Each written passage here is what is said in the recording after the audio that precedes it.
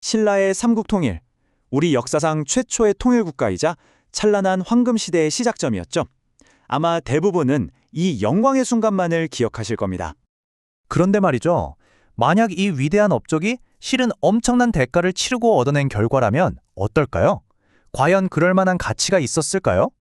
바로 이 지점에서 신라 통일에 대한 평가가 빛과 그림자처럼 극명하게 갈립니다.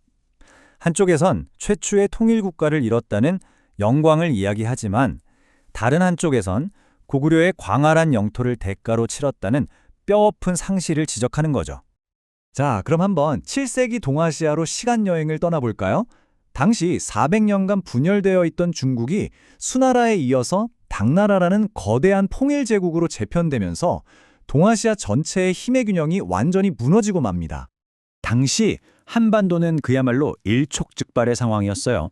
북쪽에선 고구려, 백제, 그리고 바다 건너 외가 동맹을 맺고 남쪽에선 신라와 당나라가 손을 잡는 이런 십자 형태의 대립 구도가 형성됐거든요. 이걸 십자 외교라고 부르는데 여기서 가장 약했던 신라는 살아남기 위해 정말 위험한 선택을 해야만 했습니다. 아니 근데 신라는 왜 하필이면 강대국 당나라와 손을 잡는 그런 위험천만한 선택을 하게 된 걸까요? 알고 보면 그 시작점에는 국가적인 위기 상황과 한 아버지의 개인적인 복수심이 아주 깊게 얽혀 있었습니다. 이 모든 비극의 시작은요, 사실 100년 전으로 거슬러 올라갑니다. 당시 동맹이었던 백제를 신라가 배신하고 한강 유역을 차지한 사건인데요. 이 배신이 백제의 뼛속 깊은 원한을 낳았고 결국 신라를 멸망 직전까지 몰고 가게 되죠.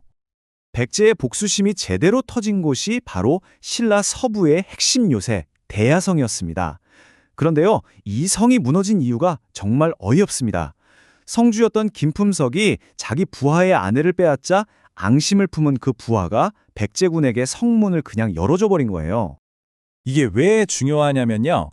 바로 이 성주 김품석이 당시 신라의 실세였던 김춘추의 사위였거든요. 대야성 함락으로 사랑하는 딸을 잃은 김춘추의 개인적인 복수심은 백제 멸망이라는 국가적인 목표와 하나가 되어버립니다. 복수를 다짐한 김춘추가 제일 먼저 찾아간 곳이 어딘지 아세요? 놀랍게도 당나라가 아니라 고구려였습니다. 하지만 당시 고구려의 실권자 연개소문은 군사 지원의 대가로 신라가 옛날에 빼앗아간 고구려 땅을 돌려달라는 사실상 불가능한 조건을 내걸죠.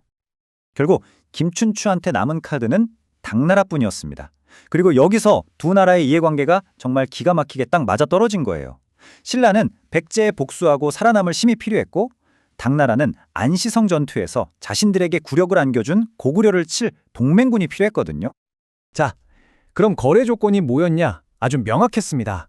평양을 흐르는 대동강을 경계로 남쪽은 신라가, 북쪽은 당나라가 갖는다. 바로 이거였어요. 이 밀약에는 처음부터 고구려의 북방 영토를 포기한다는 아주 치명적인 대가가 포함되어 있었던 거죠. 이렇게 동맹은 성공적으로 끝나는 것 같았는데 당나라가 제국주의적인 야욕, 그러니까 본색을 드러내기 시작하면서 순식간에 상황이 파국으로 치닫습니다. 나당연합군은 정말 거침이 없었어요. 660년에 백제를 무너뜨리고 8년 뒤인 668년에는 그 철옹성 같던 고구려마저 함락시켰으니까요. 그런데 약속과는 다르게 당나라가 갑자기 옛 백제 땅에 웅진도독부라는 걸 설치해서 직접 통치하려고 합니다. 이건 뭐죠? 신라한테 땅을 넘겨줄 생각이 애초에 없었다는 뜻이죠. 근데 여기서 더 충격적인 일이 벌어집니다. 당나라는 심지어 동맹국인 신라 땅에다가 계림대도독부라는 걸 설치하고 당시 신라 왕이었던 문무왕을 자기네 도독으로 임명해버려요. 이건 뭐 동맹국을 거의 속국 취급하겠다는 아주 노골적인 선언이나 다름없었습니다. 그리고 마침내 평양에 안동도호부를 설치하면서 한반도 전체를 지배하려는 최종 계획을 드러냅니다. 결국 당나라한테 신라는 그냥 한반도를 정복하기 위한 잠시 쓰고 버릴 파트너에 불과했던 겁니다. 이제 신라는 어떻게 됐을까요? 비유하자면 호랑이를 끌어들여서 늑대랑 곰은 잡았는데 이제 그 호랑이를 집에서 내보내야 하는 훨씬 더 위험하고 힘든 싸움을 시작해야만 했습니다. 이게 정말 역사의 아이러니 아닌가요? 신라는 이제 당나라에 맞서기 위해서 바로 얼마 전에 자신들이 멸망시켰던 백제와 고구려의 유민들에게 손을 내밉니다. 바로 이 당나라라는 공동의 적 앞에서 비로소 옛삼국의 사람들이 우리라는 이름으로 하나로 뭉치기 시작한 겁니다. 자, 이제 신라는 정말 나라의 명운을 걸고 옛 동맹 당나라의 20만 대군과 맞서야 했습니다. 매소성 전투에서 수적으로 절대 불리했던 신라의 전략은 정말 처절할 정도로 영리했어요. 먼저 바다에서 당나라 보급함대를 깨부숴서 20만 대군을 굶주리게 만들고요. 그 다음엔 당나라의 최강 전력인 기병대가 힘을 못 쓰는 험준한 산성으로 유인해서 섬멸해버린 겁니다. 삼국사기 기록을 보면 이 승리가 얼마나 대단했는지 알 수 있는데요. 신라가 빼앗은 군마 숫자만 33,080필이었다고 해요. 이게 무슨 뜻이겠어요? 20만 대군이 무기는 물론이고 말까지 다 버리고 도망쳤다는 얘기죠. 자, 이제 처음 던졌던 질문으로 다시 돌아와서 이 복잡한 유산을 한번 정리해 보겠습니다. 결국 신라의 통일은 이 세 가지 평가를 다 안고 갈 수밖에 없는 것 같아요. 분명 우리 민족 문화의 기틀을 마련한 위대한 업적이었지만 그 대가로 역사의 무대를 축소시킨 치명적인 거래이기도 했죠. 그런데 가장 큰 역설은 뭐냐면요. 바로 그 외세, 당나라와 싸우는 과정에서야 비로소 옛 삼국의 사람들이 우리라는 하나의 민족 정체성을 갖게 되었다는 점입니다.